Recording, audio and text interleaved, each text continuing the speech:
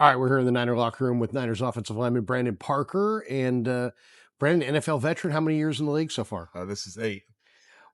How are you a different player or a better player than you were coming out of college? I would say, I hate to use the word everybody uses, but savvy. Like you Yeah. kind of see things coming a little bit better. Like I know I may have quote unquote lost the twitch I had at a 22, 23-year-old me, but what I've gained in strength, flexibility, knowledge of the game, I think kind of translate better than what just being a step faster could. So definitely think I'm a little bit wiser, and a little bit more well-rounded, I guess.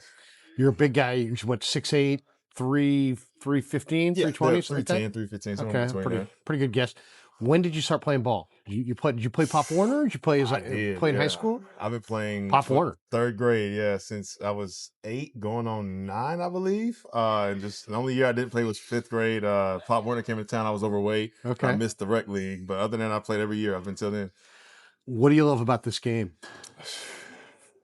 I guess the challenges it brings every year, something new. Even from from 8 years old to middle school to high school, the game elevates, and it's nice to see myself elevate with the game. Yeah.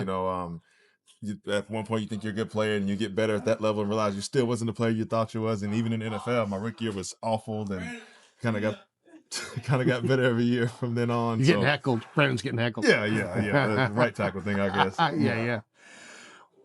Let's name all the teams you've been on. Okay, you started with what? Oakland. So Start Oakland with the Raiders, Raiders. right down the street with Oakland. The first 2 years, So you were immediately came to the Bay. Yeah. So you're familiar with the Bay. Yeah, I love the Yeah, Bay. Yeah, yeah. I love it. So Oakland for 2. Then when they moved to Vegas, 4 more. So that was Okay. 6 with Las Vegas / Oakland. Here last year, then Right. left to go to Atlanta, then back here. And I was Atlanta for camp this year, and then back here. So only 3 teams so far. This has been a busy week for you, right? Because I mean, you got waived, you got brought back. Dillard was here, and then he took your spot. You took his spot. Yeah.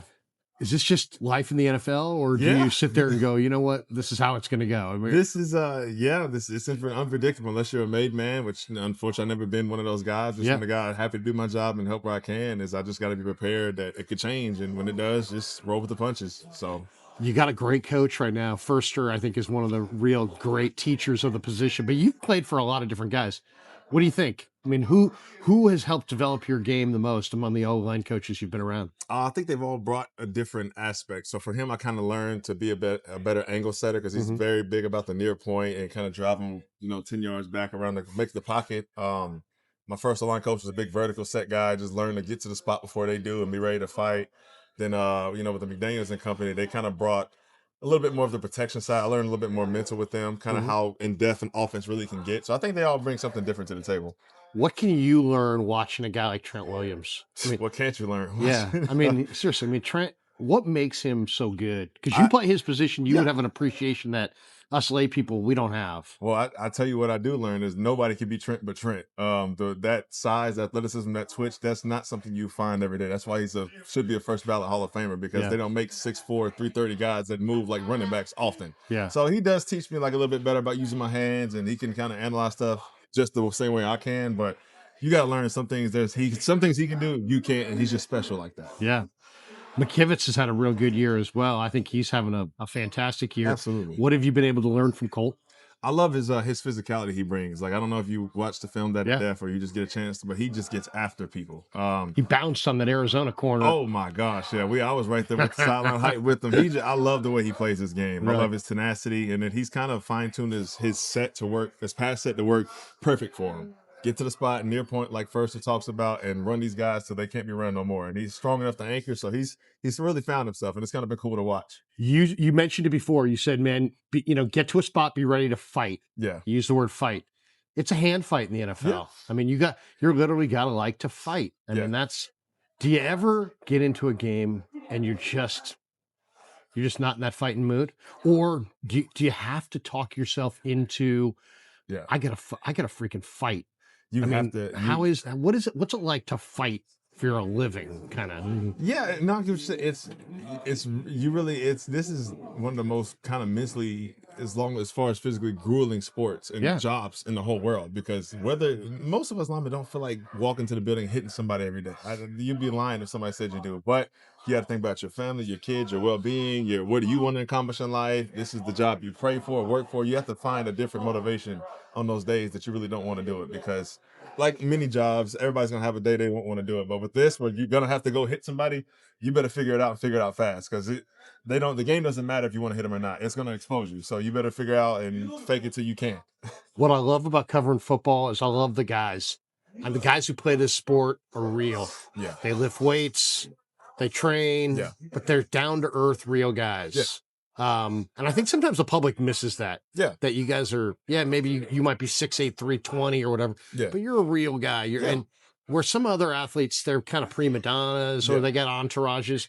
Talk about that, because football players are real people. They're down to earth guys who, I don't know, to me, they're very relatable. Yeah, that's kind of, I guess in my 8 years is when I tell young guys one of the cool things about it is like, not only from the technical side, but just there's so many different people from different walks of life here. You know, there's like people who they may have come from royalty. They may have come from a football blue bloodline. They may have come from money. They may have come from the hood, but there's so many different people that's found a different way to get to this spot right now that you have to have a mutual respect for everybody in this building, because whatever the challenges were, the obstacles were, they found a way to overcome it. And they're here today playing with us side by side. So that's pretty cool when you think about it. Every guy in this room is tough, right? This is you don't get to the NFL without being tough, right? All these guys are tough. Who's the toughest guy you've ever either gone against or had on your team? You thought, man, that guy is tough. That's a tough guy. Probably my rookie year. I don't know. He wasn't here. Lee Smith. Lee Smith is probably Jumbo Lee Smith with the Raiders. You know exactly what I'm talking about. Yeah, Mr. 86, Lee Smith, man. Just his grit, his tenacity, and you can tell he was banged. That was year 8 when I was on this team with him, but he just found a way to get after people and give it all he got every day. And you know, he in the midst of all that grumpiness, he still was a great veteran to teach us lessons, to kind of guide us the way it's supposed to go and everything. So yeah, he's probably one of those guys where when I first got in the league, I'm like, hey, this is a tough dude right here. Like he's a man's man. He shows up every day, puts on for his family, puts on for his teammates, and you can't ask anything more from him. You ever play on the same team with Feliciano? I did. Same thing with him too. He's a throwback kind of a guy too. He is. I'll tell you the story. My rookie year, I'm a rookie. He's year 4. So hey, bro, go get those towels. I'm joking with him. My locker's beside. I'm like, no. He almost squares up on me. Like he's about to fight me right now. I'm like, hey, bro, chill. Like, I'll That get is the towels. awesome. Relax. I'm joking. Like his face just changed to like it's about. I'm like, bro, whoa, I got you. I'll get the towels.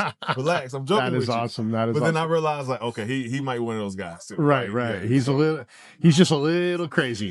Crazy. Niner fans always like to know you guys, so we'll finish with this. Give us something about you that maybe like outside of football, outside of lifting and watching film and training and doing all the things you got to do to be good. Yeah.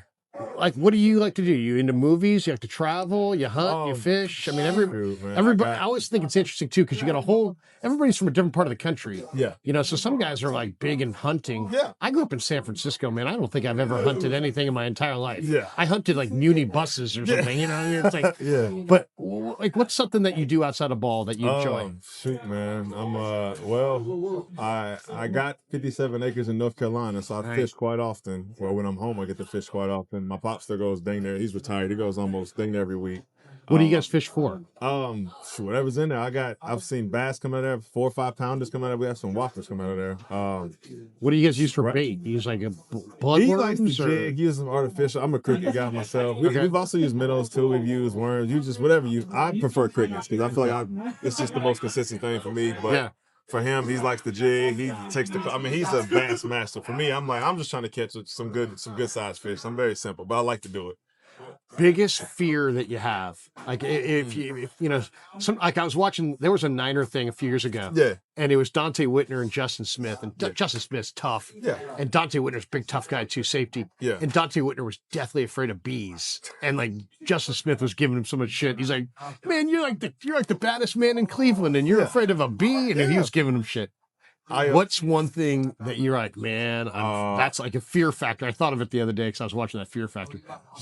I don't like bugs. I'm kind of claustrophobic and I hate bugs. I see people with bugs crawling over. I'm like, oh, that's it makes the skin crawl a little bit. I can't hang with that. I think you're gonna laugh, but probably like birds. Not all birds, but like the unpredictability of birds. Like they could be just chilling, all of a sudden they flock and start pecking. Like the fear of getting attacked by a mob of birds is real for me. Like there was a time we went fishing, this big goose, a red beak, red head. I did not want no parts of that. My dad was like, just run it. I'm like, because if he start, I don't know what he's gonna do. He could fly at me, he could fly away like that. The unpredictability is to me. I hear you. My dad, when I was a little kid, we went to the zoo and we're feeding fish to the sea lions. Yeah. My dad's like this with the fish. Yeah. And a gigantic seagull flew up, grabbed it, and bit his finger, chomped his finger. Grabbed the fish.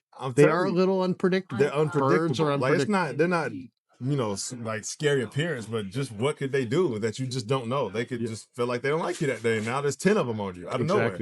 Last one for you. Appreciate your time. Yeah. Giants. You guys watch tons of film. Yeah. Giants have a good defensive line. Yeah. Big Dexter Lawrence. Yeah. He's not necessarily who you'd go up against. Right.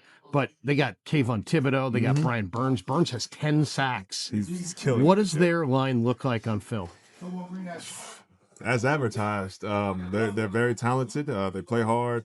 You got Brian Burns, probably one of the nastiest spin moves in the league. You got Thibodeau, who's an up-and-coming pass rusher. I know money's on the line for him, so he's obviously chomping at the bits to try to get at us and get at whoever else he's facing. And the big man himself, Dexter Lawrence, is the grown man. That's 340. That doesn't move easily. So we got a challenge. I think a lot of the O-line, like myself, is taking the onus on us to make sure we block and make sure we clear the pathways and give our quarterback time to make the plays, because clearly this is not no cookie cutter D-line. These are some dudes. With Abdul coming up too, we got our work cut out for us, but we're looking forward to it. Guys, as you can tell, the O-linemen are usually the best interviews. Why is that? Why are the O-linemen the best interviews? Like you said, we're just a bunch of guys who love ball. It's a mob mentality. Once for all, there's no egos. We're just here to play ball. Hey, Brandon, good to meet you. Yes, sir. Good luck the rest of the way. Thanks for spending some time. Yes, sir. Appreciate it. Brandon Parker.